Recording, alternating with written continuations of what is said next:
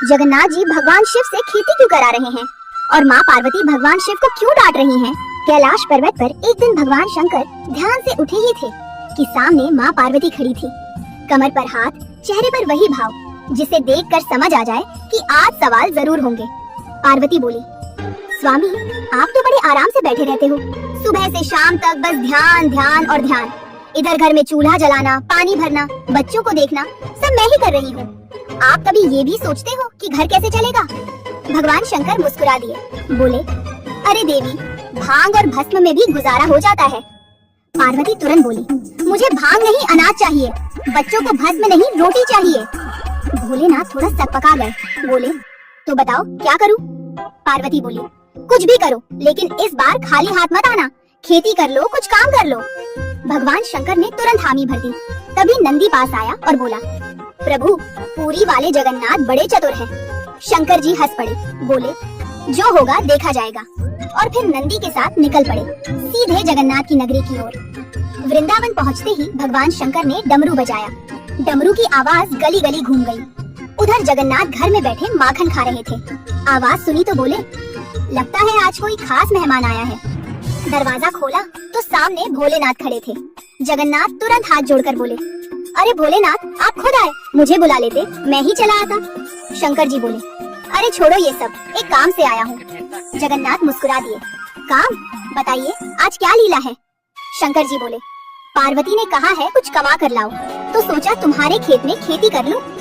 जगन्नाथ आंखें मटका कर बोले, अरे वाह, हमारे खेत में भगवान खेती करेंगे, इससे अच्छा क्या होगा? फिर हंसते हुए बोले, बस एक शर्त है। शंकर जी बोले, जो कहना है कहो। जगन्नाथ बोले, खेती में जो भी आप कहोगे मैं वही बोलूंगा, लेकिन ऊपर की फसल मेरी। भोलेनाथ बोले, ठीक है, मंजूर। जगन्नाथ मन ही मन हंसे और बोले, तो फिर आलू बोइए। भोलेनाथ खुश होकर नंदी के साथ खेत में लग गए, जैसे बरसों से यही काम करते आए हों। भोलेनाथ ने नंदी को आगे लगाया और खुद हल पकड़ लिया। खेत में उतरते ही बोले, अरे नंदी, लगता है ये काम ध्यान से ज्यादा मेहनत वाला है। नंदी मन ही मन मुस्कुराया। भगवान शंकर पूरे मन से खेत जोतने लगे, कभी धूप, कभी मिट्टी, कभी पसीना, लेकिन भोलेनाथ को मजा आ रहा था। कुछ दिन में खेत हरा भरा हो गया, आलू की फसल खूब जम गई। जब समय आया तो शंकर जी ने जगन्नाथ से कहा, देखो फसल तैयार है। जगन्नाथ बोले, हाँ हाँ, जैसे तय हुआ था, ऊपर की फसल आपकी। भोलेनाथ ने बिना सोचे समझे आलू के ऊपर की हरी हरी पत्तियां काटी, गठरी बनाई और नंदी की पीठ पर लाद कर कैलाश की ओर चल पड़े। रास्ते भर बड़े खुश थे, बोले, आज पार्वती देखेगी कि खेती कैसी होती है। कैलाश पहुंचकर उन्होंने बड़ी खुशी से गठरी माँ पार्वती को पकड़ा दी। पार्वती ने जैसे ही गठरी खोली, अंदर सिर्फ पत्ते ही पत्ते निकले। वो हैरान रह गई, बोली, स्वामी ये क्या है, इसमें खाने को क्या है? भोलेनाथ बोले, मैंने तो वही किया जो तय हुआ था, ऊपर की फसल लेकर आया हूँ। पार्वती ने माथा पकड़ लिया। माँ पार्वती ने पत्तों की गठरी एक तरफ रखी और बोली, स्वामी इन पत्तों का मैं क्या करूँ? न सब्जी बने न रोटी। भोलेनाथ थोड़ा सोच में पड़ गए, बोले, तो आप क्या करूँ? पार्वती बोली, दोबारा जाओ और इस बार नीचे की फसल मांगना। भोलेनाथ ने सिर हिलाया, ठीक है। नंदी फिर से उनके साथ चल पड़ा। रास्ते में नंदी बोला, प्रभु मैंने कहा था ना, जगन्नाथ सीधा खेल नहीं खेलते। शंकर जी हंस पड़े, अब की बार देखना, मैं भी समझदारी से बोलूंगा। वृंदावन पहुंचकर फिर डमरू बजाया। जगन्नाथ ने दरवाजा खोला और बोले, अरे भोलेनाथ, इतनी जल्दी?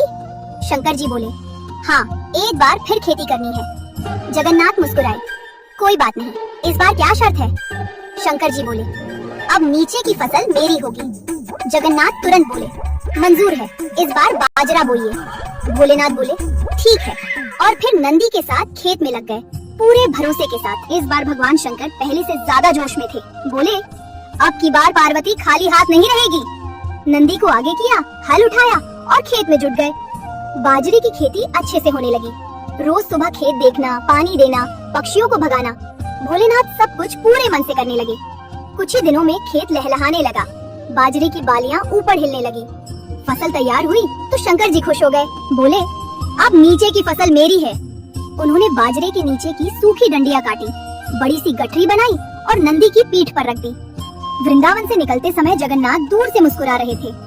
कैलाश पहुंचकर भोलेनाथ ने गर्व से गठरी माँ पार्वती को दे दी। पार्वती ने जैसे ही खोली, सूखी डंडिया देखकर आंखें बड़ी कर ली। बोली, स्वामी ये क्या उठा लाए, इसमें खाने को क्या है? भोलेनाथ बोले, नीचे की फसल तो यही होती है। पार्वती ने गहरी सांस ली और बोली, स्वामी अब एक बार और जाओ और इस बार साफ साफ बोलना। माँ पार्वती ने इस बार साफ साफ समझाया, स्वामी अब कोई ऊपर नीचे नहीं, दोनों हिस्से मांगना। भगवान शंकर ने सिर हिलाया, बोले, अब की बार गलती नहीं होगी। नंदी मन ही मन बोला कि अब तो बात संभल जाएगी। दोनों फिर से वृंदावन की तरफ चल पड़े। वहाँ पहुँचते ही जगन्नाथ पहले से ही मुस्कुराते हुए दरवाजे पर खड़े थे। बोले, लगता है खेती का काम पसंद आ गया है। शंकर जी बोले, हाँ इस बार आखिरी बार। जगन्नाथ ने पूछा, तो बताइए क्या चाहिए? भोलेनाथ बोले, ऊपर भी मेरा नीचे भी मेरा। जगन्नाथ हंस पड़े, कोई दिक्कत नहीं, इस बार मक्का बोइए। ये सुनकर भोलेनाथ खुश हो गए। बोले, अब तो पूरा मिलेगा। और फिर पूरे मन से खेती में लग गए, ये सोचकर कि इस बार पार्वती जरूर खुश होंगी। मक्के की फसल पकते ही खेत सोने जैसा चमकने लगा। भगवान शंकर नंदी के साथ पहुँचे और बोले, आज तो सब कुछ मेरा है। तभी सामने से जगन्नाथ आ गए, साथ में यशोदा मैया भी थी। जगन्नाथ हंसकर बोले, जैसा तय हुआ था बीच का हिस्सा हम रखेंगे। भोलेनाथ थोड़ा चौंके, लेकिन बात हो चुकी थी। यशोदा मैया और जगन्नाथ हंसते हंसते भुट्टे तोड़कर घर ले गए। इधर भगवान शंकर ने ऊपर की सूखी पत्तियां और नीचे की डंडियां इकट्ठा की, बड़ी सी गठरी बनाई और नंदी की पीठ पर रख दी। चलते समय बोले, अब ऊपर भी है नीचे भी है, अब की बार कोई कमी नहीं होगी। कैलाश पहुंचकर उन्होंने पूरे भरोसे के साथ गठरी माँ पार्वती को दे दी।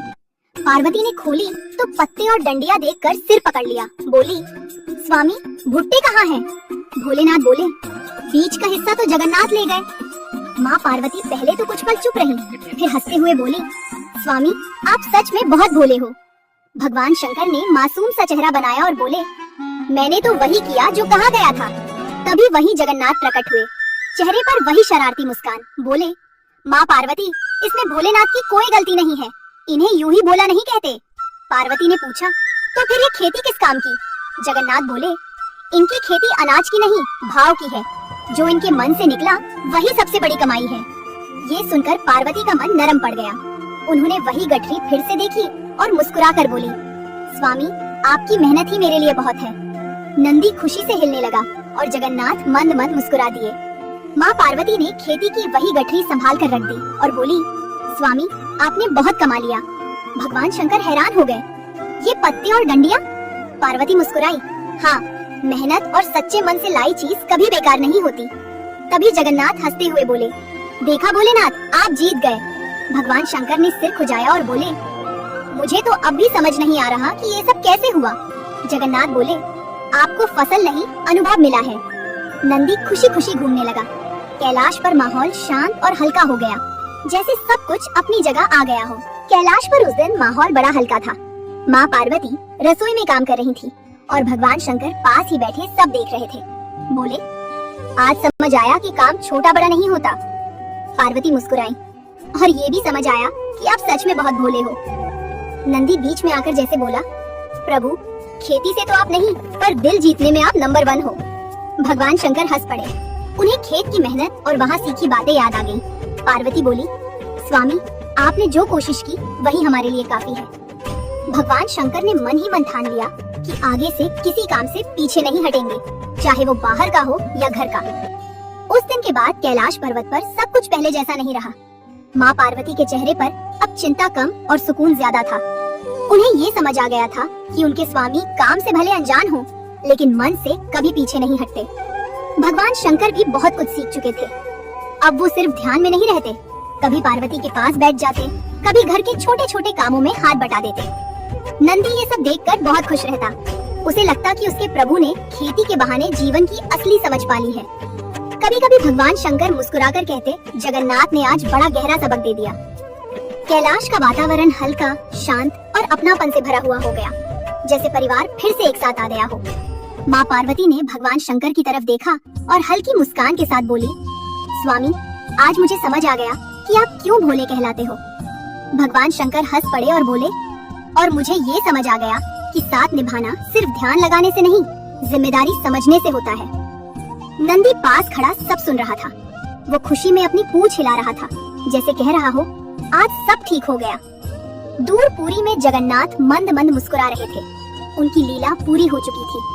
उस खेती से घर में अनाज नहीं आया, लेकिन घर में अपनापन आ गया। पार्वती को भरोसा मिल गया और शंकर जी को समझ। यही इस कथा की सीख है कि जहाँ भाव सच्चा हो वहाँ कमी नहीं रहती। भगवान शंकर का भोला मन और पार्वती का धैर्य मिलकर ये बता गया कि परिवार चलाने के लिए धन से पहले प्रेम और समझ चाहिए। आप लोग हमारे चैनल को सब्सक्राइब नहीं करते हो, जल्दी जाकर सब्सक्राइब करो, वीडियो को लाइक करो और कमेंट भी करा करो।